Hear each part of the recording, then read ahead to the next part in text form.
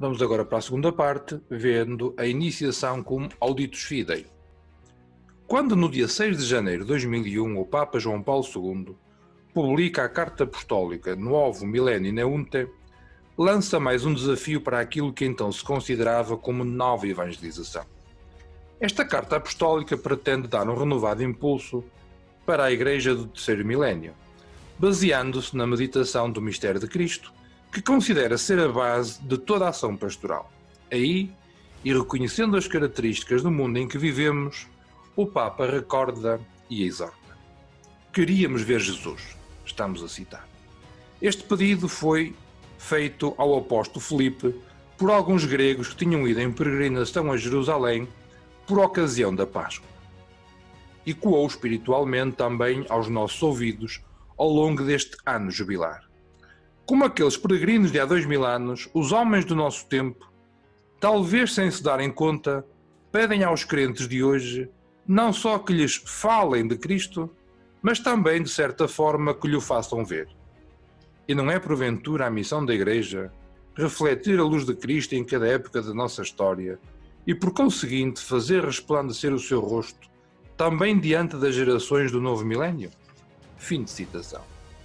De facto, foi a constatação de que não estava a ser assim que fez com que já João XXIII convocasse o Concílio Ecumênico Vaticano II, no que foi seguido pelo Papa Paulo VI. No início da segunda sessão do Concílio, em 23 de setembro de 63, o Papa Paulo VI reitera, e vamos citar: reavivastes, referia-se a João XXIII, a consciência do magistério eclesiástico, esta persuasão. A doutrina cristã deve ser não só uma verdade, objeto de estudo teórico, mas palavra geradora de vida e ação. Nem a disciplina da fé deve limitar-se apenas a condenar os erros que a ofendem, mas tem de chegar a proclamar os ensinamentos positivos e vitais em que ela é fecunda. Não sendo só especulativo nem só negativo, o munus do magistério eclesiástico deve, neste concílio, manifestar-se cada vez mais como a força vivificadora da mensagem de Cristo. Não serão, pois, esquecidas por nós as normas que tu, primeiro padre deste concílio, para ele traçastes com sabedoria. Apraz-nos a repeti-las aqui. Não nos compete defender só este preconceito, só este precioso tesouro da doutrina da fé, como se nos interessássemos apenas pela antiguidade, mas com alegria e sem temor, empenhámo-nos no trabalho que a nossa época exige, continuando pelo caminho que a Igreja percorreu em quase 20 séculos, onde admitir-se, na exposição das matérias, as maneiras de expor que mais se adaptem ao magistério, cuja índole é sobretudo pastoral.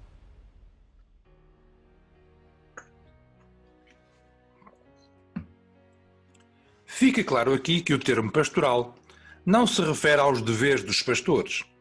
É antes a compreensão basilar, a partir da qual se entende a relação entre a doutrina, os princípios e as referências, e ao modo de assumir a realidade histórica.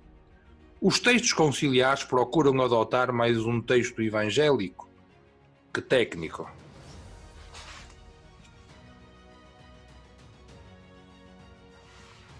Uma linguagem que é fielmente fundamentada na teologia, mas que procura utilizar termos simples, como acontece na Sagrada Escritura.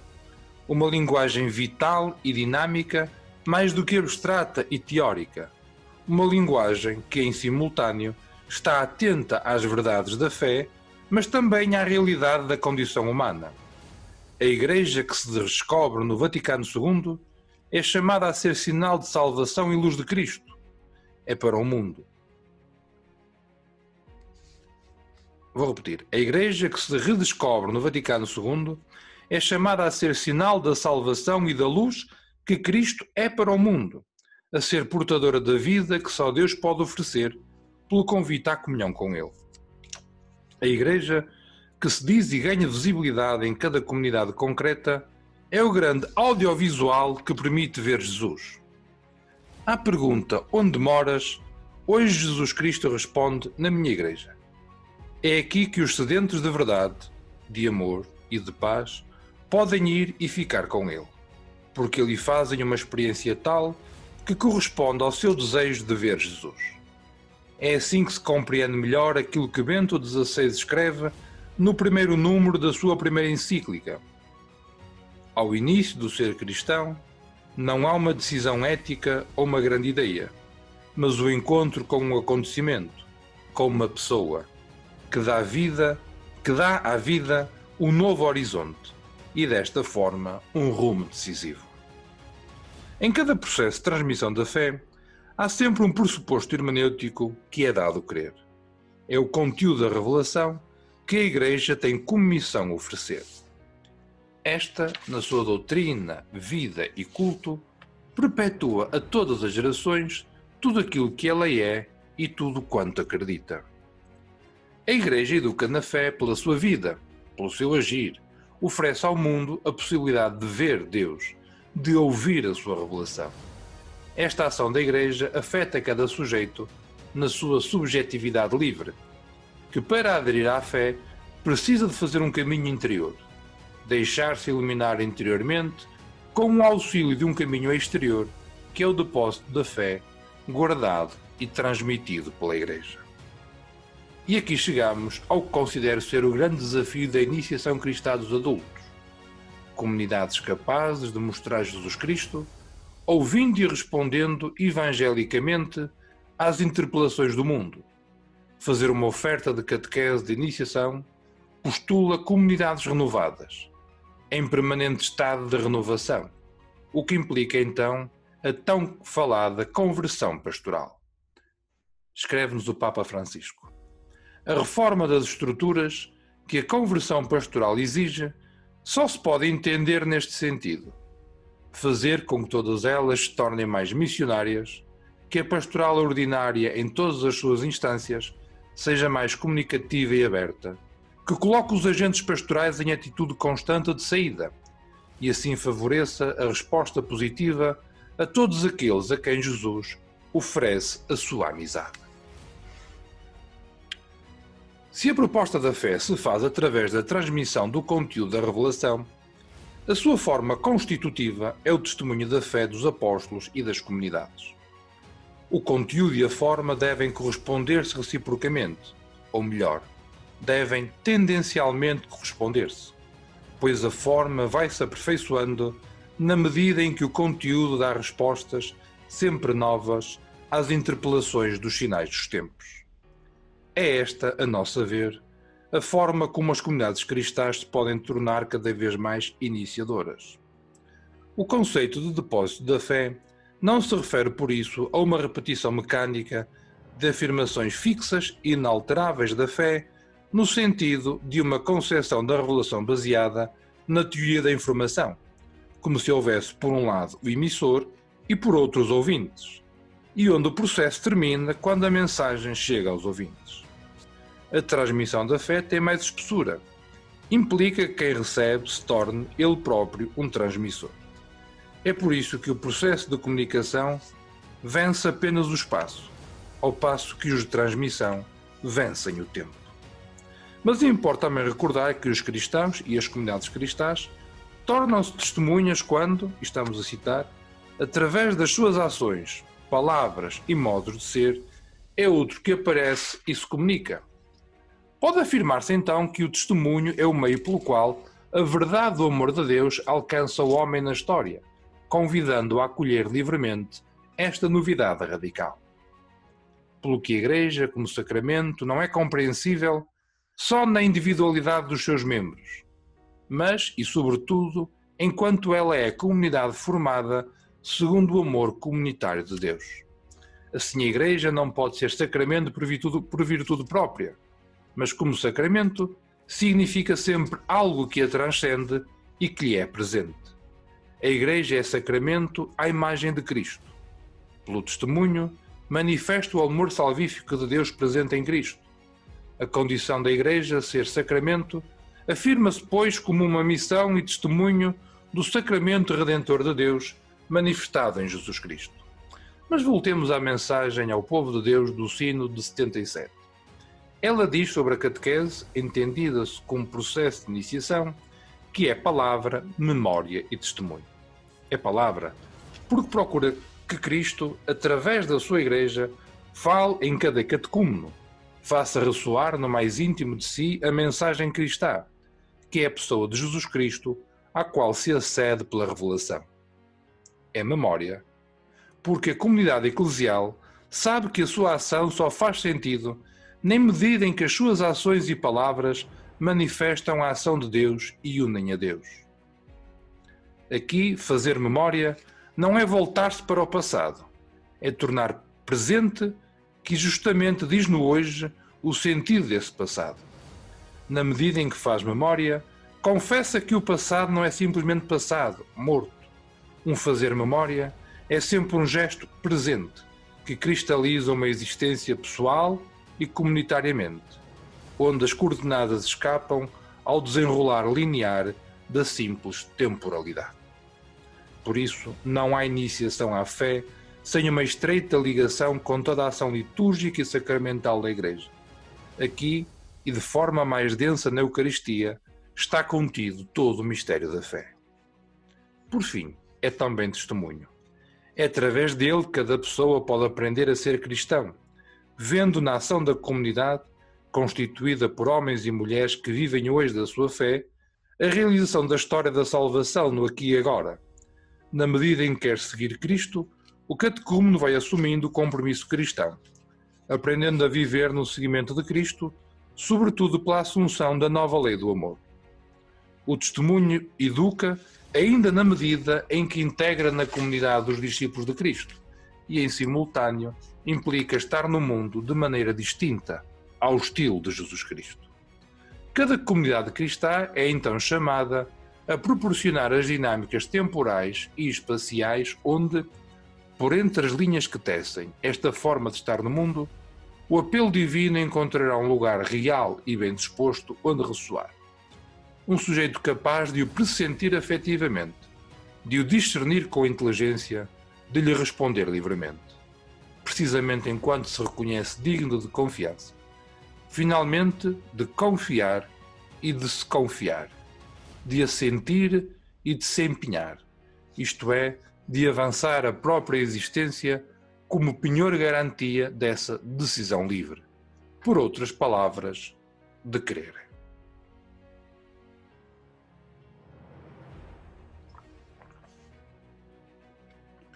Pelo testemunho das comunidades, pode conhecer-se o testemunho de que Jesus dá do Pai, e o Pai dá testemunho de Jesus através das obras que lhe permite realizar. Jesus Cristo, por sua vez, revela o Espírito Santo. O Espírito Santo possibilita o testemunho interior nos fiéis, que se convertem com toda a sua vida em garantia daquilo que transmitem.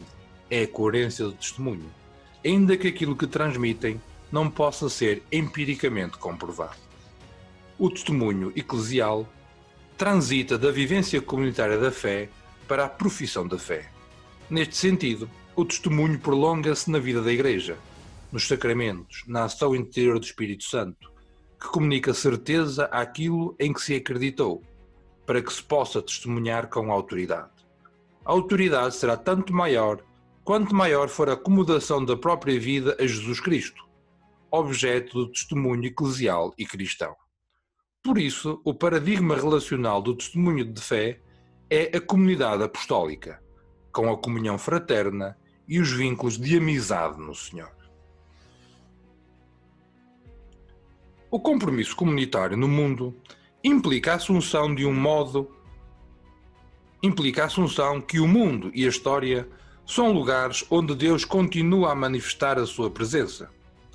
O tema Sinais dos Tempos nasce teologicamente da atenção constante que o Evangelho tem para com a história.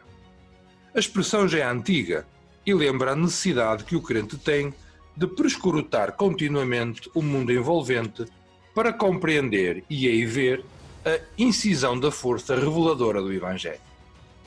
Quando nos Evangelhos se usa a expressão, é no contexto em que os interlocutores de Jesus queriam ver um sinal que prova a divindade de Jesus Cristo. Na narrativa evangélica vemos, por um lado, que com uma explicação meteorológica se vê o sem sentido da existência que os fariseus e os saduceus fizeram a Jesus, bem como, por outro lado, a sua incapacidade para reconhecerem nele o Messias. O convite à perspicácia consiste na capacidade de acolher a realidade em profundidade e ver nela o essencial. Mas deve-se à ação profética de João 23 a redescoberta do valor e significado desta categoria para a vida da Igreja e para a reflexão teológica. O sentido originário dos versículos de Mateus foi usado diversas vezes por aquele Papa, com o objetivo de provocar os cristãos para saberem olhar para as mudanças do mundo contemporâneo, para poderem anunciar de novo o Evangelho de Jesus Cristo, de modo que este possa ser compreendido. A Igreja, embora se perceba de origem divina, vive no mundo dos humanos, é com todos eles irmanada. Trata-se de pôr em contacto com as energias vivificadoras e perenes do Evangelho o mundo moderno. Mundo que se exalta pelas suas conquistas no campo da técnica e da ciência, mas carrega também as consequências de uma ordem temporal que alguns quiseram reorganizar, prescindindo de Deus. Contra vozes mais cinzentas, João 23 propõe o otimismo evangélico para saber corresponder aos momentos de crise da Igreja e da sociedade, com uma renovada força espiritual que fosse capaz de reconhecer as potencialidades presentes nos homens de boa vontade e a constante ação do Espírito Santo. O Concílio inaugura então um novo modo de a Igreja estar no mundo e de se relacionar com ele, pelo que repetidas vezes se usará nos documentos conciliares a expressão sinais dos tempos. Até que na Gaudium et Spes acaba por ter a sua expressão mais acabada, dando lugar a uma das formulações mais originais e a que mais implicações tem no tema que nos ocupa. Desde a sua origem, a expressão sinais dos tempos tem como objetivo caracterizar o diálogo da Igreja com o mundo, vendo o modo como ela pode aportar a luz de Cristo para as realidades do mundo. Por sua vez, a Gaudium et Spes explica que, para levar a cabo esta missão, é dever da Igreja investigar a todo momento os sinais dos tempos e interpretá-los à luz do Evangelho, para que assim possa responder de modo adaptado a cada geração às eternas perguntas dos homens acerca do sentido da vida presente e da futura e da relação entre ambas. É por isso necessário conhecer e compreender o mundo em que vivemos, as suas esperanças e aspirações e o seu caráter tantas vezes dramático. O significado da expressão sinais dos tempos não é unívoco. Se na Escritura a expressão remete para a pessoa de Jesus Cristo, sinal da presença e concretização do Reino de Deus, nos textos do Magistério assume também a leitura de tempo favorável, quer dizer, tempo favorável para dizer e experimentar a possibilidade de Deus. Observamos então que o Concílio parte de uma perspectiva interna da comunidade cristã, através da qual os crentes são exortados ao compromisso pela unidade, para depois reconhecerem os sinais externos que provocam a Igreja em duas vertentes. A primeira, no âmbito da liberdade religiosa, e a segunda, no reconhecimento dos diversos saberes, para poder anunciar o Evangelho de modo compreensível. Embora a expressão sinais dos tempos remonte já a Jesus Cristo, no Vaticano II assume um redobrado significado, o que permite inferir alguns princípios teológicos básicos a ter bem presente se desejamos comunidades capazes de realizar processos iniciáticos. A primeira alteração que se verifica é no âmbito da linguagem. A comunidade cristã percebe-se como serva da palavra, que foi confiada e que ela guarda, com o encargo de ser dela a sua mediadora na história. Mas a Igreja sabe que busca sempre a verdade e dispõe-se a acompanhar todos aqueles que querem conhecer a vontade de Deus, para bem da humanidade. A Igreja oferece o seu específico, a experiência da fé, consciente de que a ação do Espírito Santo que a guia age também fora dos seus limites institucionais. Para cumprir a missão confiada por Jesus Cristo à Igreja, esta deixa-se ajudar pelos homens e mulheres de boa vontade para ser capaz de ler atentamente os fenómenos humanos e as tensões que se vêm a criar na história. A Igreja percebe-se pobre e despretensiosa e percebe que a riqueza está na solidariedade com todos, procurando um compromisso o mais alargado possível, tendencialmente universal. A Igreja deixa-se apresentar como mestra, porque um só é o mestre. A Igreja redescobre com coragem o novo modo de se posicionar na relação com as culturas e as sociedades. A redescoberta da categoria Sinais dos Tempos leva a que a Igreja se oriente para uma interpelação mais universal e global da mensagem salvífica, pois procura fazer propostas que vão de encontro àqueles que são as grandes aspirações humanas, que são património comum de toda a humanidade. Os sinais dos tempos, diz-nos Rino Fisichella, são eventos históricos que criam consenso universal, através dos quais o crente é confirmado na verificação do inalterado agir dramático de Deus na história e o não crente é orientado para identificar opções sempre mais verdadeiras, coerentes e fundamentais a favor de uma promoção global da humanidade. A Igreja exerce a sua função profética na medida em que se empenha na leitura dos sinais dos tempos. O discernimento dos sinais dos tempos é também o lugar onde se estabelece o diálogo entre crentes e os não crentes. Por crente, entende-se todo aquele que está inserido na comunidade cristã e que por isso é chamado a ler os sinais dos tempos à luz da palavra de Deus e a ver neles uma presença peculiar do Criador. O crente, pela força da fé, será levado a identificar cada sinal com as diversas manifestações do amor trinitário de Deus, revelado em Cristo.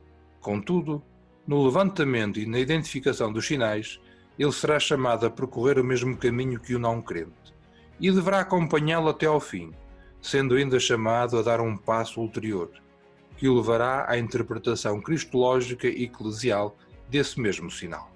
Por seu turno, para o não crente, os sinais dos tempos poderão exprimir as tensões e as aspirações de todas as pessoas na linha de uma forma de vida mais humana. Mas se os sinais devem criar consenso, isso não significa que capacitem também os não crentes para o compromisso coerente. Para que a única verdade sobre o homem e sobre a criação possa finalmente ser observada plenamente. O não crente, ao agir em conjunto com o crente, pode ser provocado a uma pergunta ulterior que poderá desaguar na questão sobre Deus e sobre a opção da fé cristã.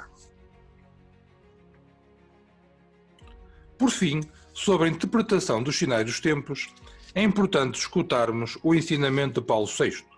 Diz ele: é às comunidades cristãs que cabe analisar com objetividade a situação própria do seu país e procurar iluminá-la com a luz das palavras inalteráveis do Evangelho. A elas cumpre aurir princípios de reflexão, normas para julgar e diretrizes para a ação. De forma sintética, este texto ensina os princípios fundamentais que determinam o modo de se posicionar diante dos sinais dos tempos: identificação, leitura, interpretação e julgamento, mas no interior de uma comunidade, de acordo com as capacidades de cada um e que caminha juntamente com toda a humanidade. Cabe à comunidade cristã identificar os sinais dos tempos, mas também identificar os contrassinais, que, mercê da fragilidade e do pecado humanos, também coexistem na comunidade cristã e no mundo, e que retardam a ação de Jesus Cristo. A atenção aos sinais dos tempos é uma tarefa irrenunciável pela Igreja, o que implica a responsabilidade de cada crente. Com eles, torna-se mais imediata a redescoberta do que de bom, belo e verdadeiro está presente na história e no mundo que habitamos. Para os crentes, tem ainda um significado mais profundo. Eles consciencializam para a presença de Deus que continua a habitar no mundo e a peregrinar com a humanidade.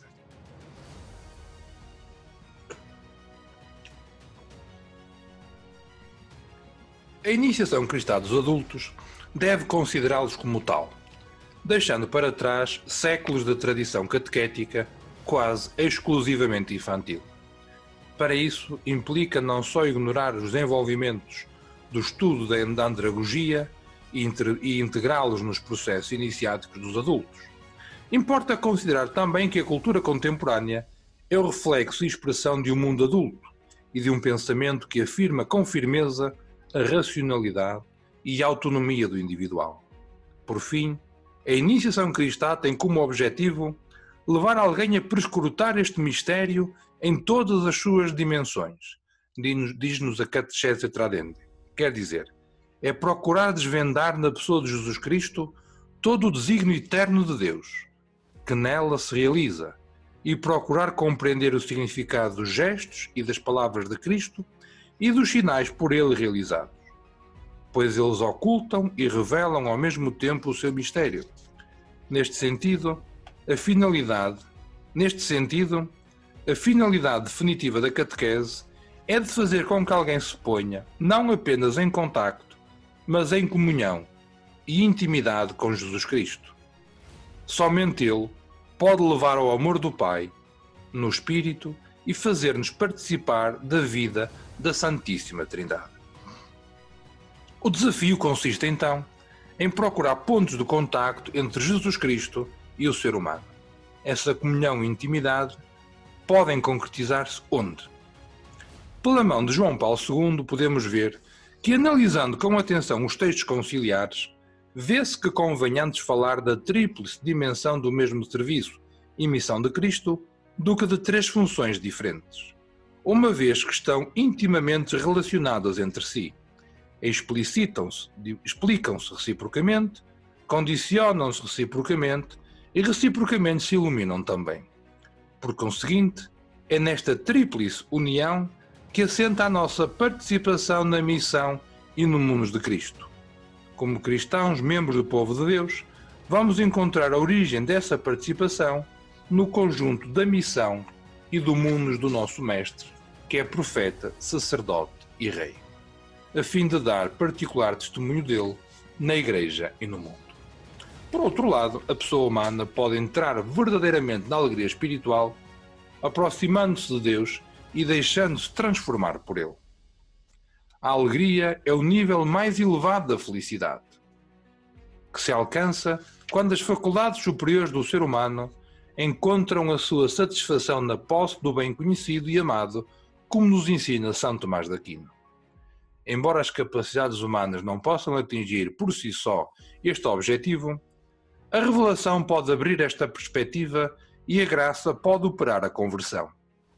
A alegria cristã é, por sua essência, uma participação espiritual da alegria insondável, simultaneamente divina e humana, do coração de Jesus glorificado. Se assim é, as faculdades superiores têm capacidade para serem transformadas por Deus. Através da inteligência, o ser humano é capaz de conhecer aquilo que o rodeia. Pela vontade, toma decisões de forma livre, de acordo com aquilo que lhe é mais conveniente, e dialoga com os outros seres humanos. Por fim, através da afetividade, é capaz de estabelecer ligações a partir daquilo que é especificamente humano, a sua capacidade de amar, e assim configurar toda a sua existência. O ser humano é de facto capaz de verdade, de bondade e de beleza. Uma das dificuldades do contexto eclesial europeu, já enunciada em 2003 por João Paulo II, é um certo secularismo, muito difundido entre os cristãos, pertencentes a comunidades onde as grandes certezas da fé foram substituídas por um sentimento religioso vago e pouco empenhativo. Difundem-se várias formas de agnosticismo e de ateísmo prático que concorrem para agravar a divergência entre fé e a vida. Muitos há que deixaram de contagiar pelo espírito de humanismo imanentista que enfraqueceu a sua fé, levando-os com frequência, infelizmente, a abandoná-la completamente. Assiste-se a uma espécie de interpretação secularista da fé cristã, que a corrói, suscitando uma profunda crise da consciência e da prática moral cristã. Os grandes valores que inspiraram amplamente a cultura europeia foram separados do Evangelho, perdendo assim a sua alma mais profunda e dando lugar a vários desvios. Acresce ainda que a exortação apostólica do Papa Francisco, a alegria do Evangelho, afirma claramente que é de uma catequese querigmática de iniciação mistagógica e de um itinerário eclesial que a Igreja precisa para transmitir por contágio a alegria evangélica. Diz ele. Significa essencialmente duas coisas: a necessária progressividade da experiência formativa, na qual intervém toda a comunidade, e uma renovada valorização dos sinais litúrgicos da iniciação cristã. Muitos manuais e planificações ainda não se deixaram interpelar pela necessidade de uma renovada mistagogia, que poderia assumir formas muito diferentes de acordo com o discernimento de cada comunidade educativa. O encontro catequético é o anúncio da palavra e está centrado nela, mas precisa sempre de um ambiente adequado e de uma motivação atraente, do uso de símbolos eloquentes, da sua inserção num amplo processo de crescimento e da integração de todas as dimensões da pessoa num caminho comunitário de escuta e de resposta. Como resulta evidente, a identificação com Jesus Cristo está muito debilitada nuns e totalmente ausente noutros, ainda que sociologicamente se considerem cristãos, pelo que o sentido da fé dos fiéis tem de ser escutado com mais cuidado e atenção, no meio de tanto ruído, para aí pressentir a ressonância dos valores evangélicos, que só é possível num cristão devidamente iniciado. Estes, ao assumirem a missão de transmitir a fé, ajudam o catecúmeno, dentro da sua liberdade, a perceber-se e a dizer-se a partir da Escritura, recebida numa comunidade e na tradição da qual é instituído como sujeito, leitor e intérprete. A fé implica assim a adoção de um sistema de referências, de um estilo que se percebe ao pé da cruz. Por isso, a pergunta onde moras, mais do que geográfica, é topológica. O encontro com Deus dá-se num âmbito que não é meramente geográfico, antes no lugar real de uma relação filial. Os espaços transformam-se na medida em que os sujeitos entram nos percursos que os definem. Trata-se de encontrar um lugar a partir do qual a Escritura se torna um texto a ler e o testemunho de uma palavra de vida. Os processos iniciáticos prestam um serviço à fé na medida em que reorganizam o espaço, o tempo e os protagonistas, sob pena de só conseguirem prestar um serviço às ideias, à gnose e não tanto à realidade da fé.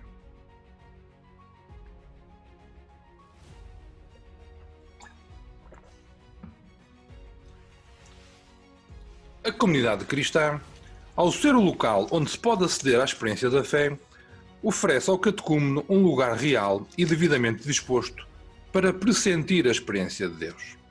Melhor seria dizer que tende a oferecer esse lugar, porque ao preparar-se para acolher alguém em iniciação e considera as possibilidades que tem, naturalmente sente a necessidade de se aprimorar e converter-se ao essencial. É por isso que a iniciação inicia os neófitos, mas também reinicia e ajuda à conversão daqueles que, tendo sido iniciados, se veem agora a braços com a tarefa de acolher e acompanhar o nascimento para a fé. São sugestivas as propostas dos teólogos Denis Villeplay e Ormond Rush. O primeiro, a partir do ambiente francófono, propõe um terceiro paradigma, apresentando a iniciação cristã como resposta às exigências da pós-modernidade. De modo sintético, ele parte da constatação que a Igreja está a redescobrir e a considerar mais adequadamente a ação do Espírito Santo, com novos desafios para o pensar sobre o modo como se transmite a fé e os consequentes recursos pedagógicos e didáticos a utilizar. O primeiro paradigma, teoderivado, nascido no contexto da Reforma, apoia-se nos catecismos e no ensinamento doutrinal da vida em Cristo, com a consequente clareza do que era necessário saber e como era preciso viver para se estar devidamente enquadrado numa comunidade cristã. O segundo paradigma, cristo-derivado, formula-se a partir dos princípios da modernidade e procura responder aos anseios do ser humano, não a partir da doutrina, mas a partir da existência concreta de cada sujeito. Aliás, ficou famosa a definição de Jacques Audinet nos finais dos anos 60 do século passado, em Medellín, quando define a catequese como uma ação segundo a qual um grupo humano interpreta a sua situação, a vive e a expressa à luz do Evangelho. Por seu turno, o terceiro paradigma, que é pneumoderivado, é teorizado a partir das bases sociológicas, antropológicas, eclesiológicas, teológicas e pedagógicas da catequese, para responder evangelicamente às questões que emergem numa sociedade cujos fundamentos já estão para além da modernidade e que é claramente pós-cristã. Aqui a fé cristã já não é vista como aquela que molda uma sociedade homogénea, mas como força de transformação no meio das diversas propostas. O cristão já não está fora do mundo ou à margem, mas no mundo, militando por causas humanas e humanizadoras, dando assim testemunho da fé cristã. A comunidade cristã evidencia-se como lugar topológico no qual se dá a experiência cristã de Deus, porque é aí que ela se realiza e onde estão as mediações que a favorecem.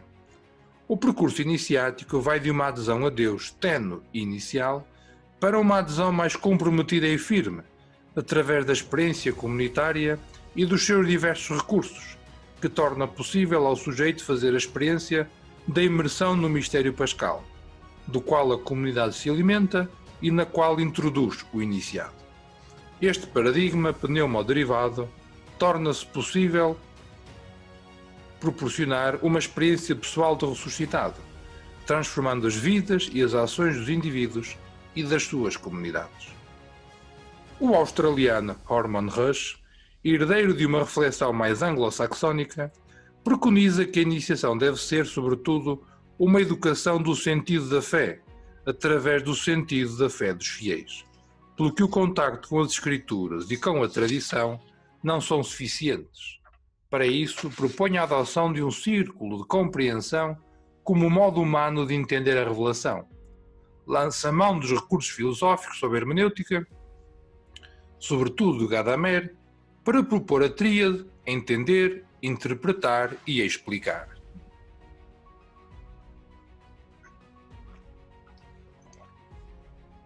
Escreve ele: entender a experiência, alega-se, é já uma interpretação de uma estrutura familiar do passado que permite uma aplicação de significado num contexto atual de alguém. Através deste círculo hermenêutico, percebe-se que existe uma dialética entre o todo e a parte, que já se conhece e com que já estamos familiarizados, que vem da tradição, o que oferece condições para entender o novo. Mas esta compreensão do novo, a partir do antigo, leva a que este tenha uma compreensão diferente, mais adequada. É possível que não exista uma definição mais sucinta do sentido da fé do que esta.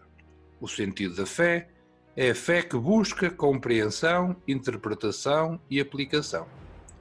Para a hermenêutica teológica, a noção de círculo hermenêutico é útil para delinear a relação dinâmica entre revelação e fé, entre revelação e escritura, entre escritura e tradição, entre tradição passada e experiência atual.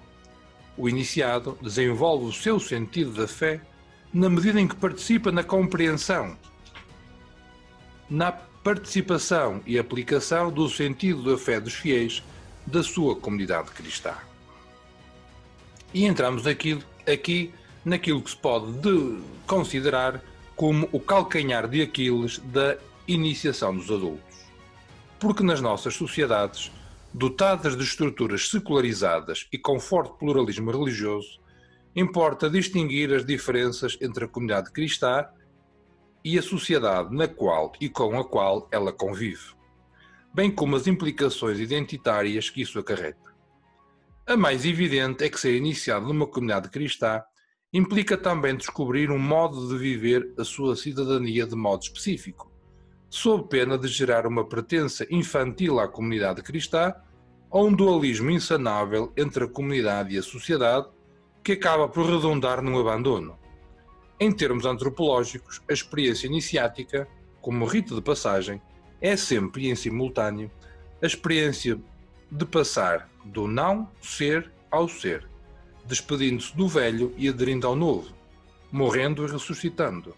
Experimenta-se esta descontinuidade humana, vivendo-a através dos ritos de passagem, pelo que estes apresentam uma dose de dramaticidade, pois em todos está a passagem mais crucial e decisiva numa ordem inversa à ordem biológica. Enquanto a ordem biológica faz passar da vida à morte, o rito faz passar cada vez, de alguma forma, da morte a uma vida nova, uma despedida e uma chegada, uma Páscoa. O antropólogo Victor Turner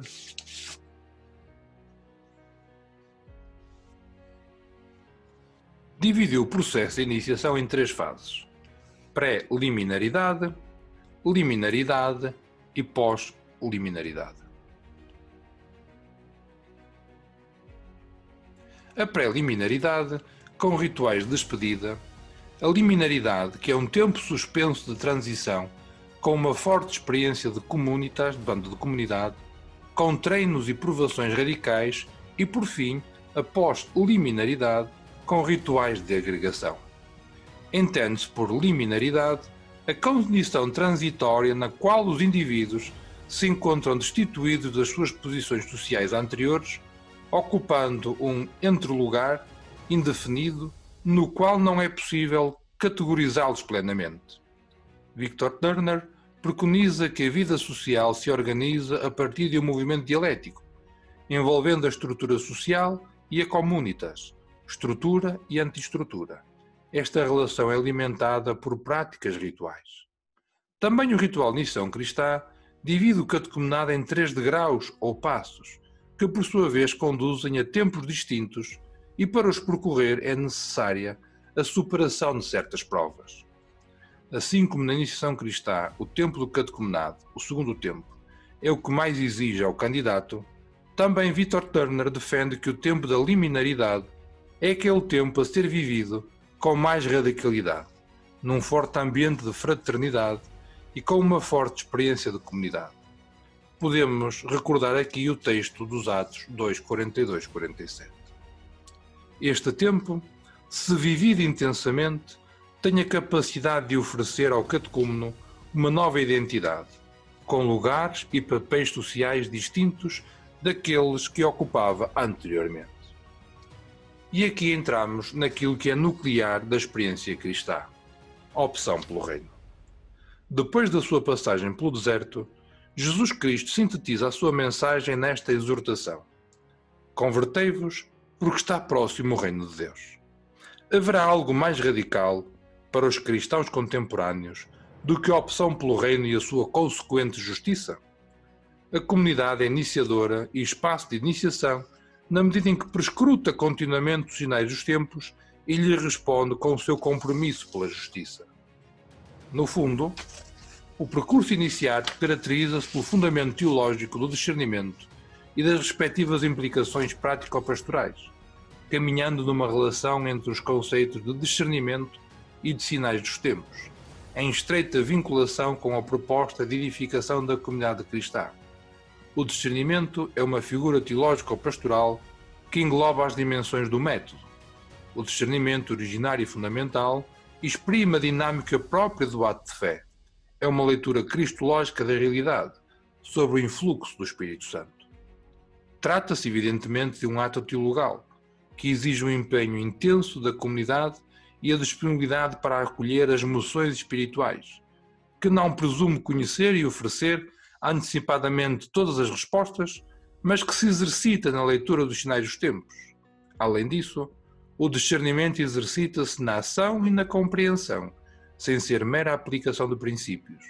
Procura, por etapas, o crescimento na comunhão eclesial e a conversão. Permite alcançar decisões vitais e tomar opções fundamentais, e toca a vida das comunidades e dos cristãos nos diversos níveis da existência cristã. Como a própria raiz etimológica indica, o conceito de discernimento trata-se de um ato de separação, de distinção, de diferenciação, de tomada de posição, implicando uma atitude profética de sabedoria teológico-pastoral em relação com os acontecimentos salvíficos de Jesus, testemunhados pelas primeiras comunidades cristãs. Por isso, um dos aspectos deste quadro de referência é a eclesiologia de comunhão, pois não é um trabalho de uma pessoa apenas, mas só se entende no dinamismo interno e participativo da comunidade, como desejo de um sujeito de ação a discernir, uma vez que o discernimento é comunitário. Além disso, implica conversão, transformação interior e atitude contemplativa, maturidade sapiencial, humildade, caridade, paciência e liberdade interior. Afinal, o discernimento sem competência é como uma caridade sem justiça, uma fé sem inteligência, diz Sérgio Lanza.